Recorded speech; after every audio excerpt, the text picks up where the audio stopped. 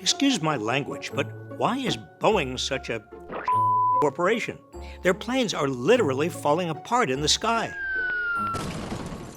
At least 6 Boeing planes have had parts fall off this year, including an exit door in mid-flight. The plug door blowing out at 16,000 feet.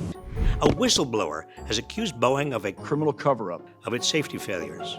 But beyond this one company, Boeing's descent is a case study in how American capitalism has become so rotten. Let me explain. I'm old enough to remember when people used to say, if it's not Boeing, I'm not going. But in 1997, everything changed when Boeing merged with McDonnell Douglas and became the only major maker of commercial aircraft in America. With no domestic rivals, Boeing no longer needed to stay on the cutting edge of innovation. Executives at Boeing who once specialized in engineering were replaced with Wall Street types who looked down on the engineers. One money-hungry CEO described those who cared too much about the integrity of Boeing's planes and not enough about its stock price as, quote, phenomenally talented assholes. To keep Wall Street happy, Boeing began spending billions on stock buybacks that pumped up the value of shares, money that could have been spent on safety and innovation. It doled out hundreds of millions of dollars on campaign contributions and lobbying to lower safety standards, rake in massive government contracts, and boost its bottom line. To cut costs, Boeing outsourced roughly 70% of its design, engineering, and manufacturing, rather than rely on its experienced union workforce. To further undercut its union, Boeing opened an assembly plant in South Carolina, a notorious anti-union state. Executives reportedly told managers not to move any unionized employees there. This quest for profit resulted in massive quality control problems that were reported by engineers and machinists, but allegedly ignored by management. All of this inevitably led to the deadly safety issues Boeing faces today.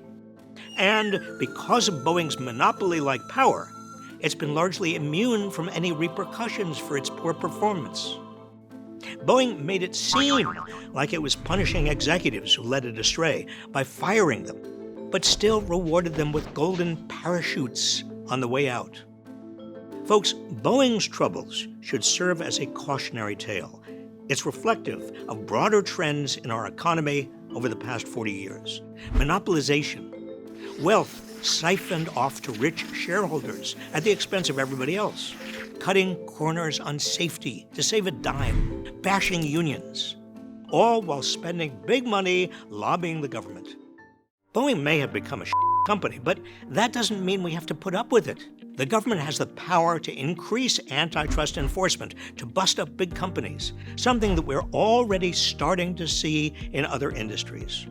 It should also attach strings to government contracts and subsidies to ensure that private corporations are working in the best interests of the country and not just their own bottom lines. It should ban stock buybacks, which were illegal before the Reagan administration, so profits are put back into improving the company, including the safety of products, rather than solely padding investors' wallets. Union power should be rebuilt so that workers once again can act as a countervailing force to Wall Street. And we should continue the fight to get big money out of politics.